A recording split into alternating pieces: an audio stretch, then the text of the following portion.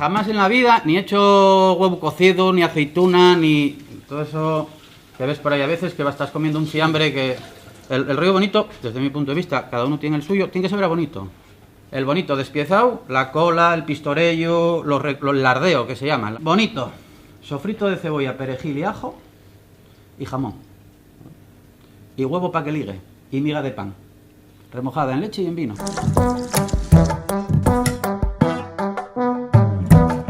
Y es un poquitín de miga de pan, sal, cebolla sofrita con ajo y perejil.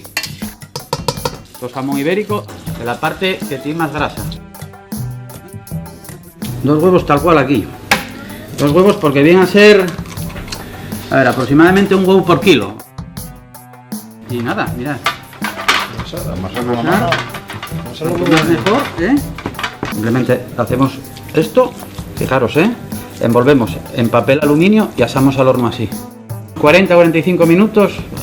Si los quieres doradinos, estás un poco más de fuerza, y si lo quieres menos doradinos, menos fuerte. Una vez asado, lo enfriamos y luego lo partimos en rodajes y lo ponemos aquí con salsa tártara. Salsa tártara es mayonesa, más pepinillo, aceituna y un poquitín de cebolleta picada fina.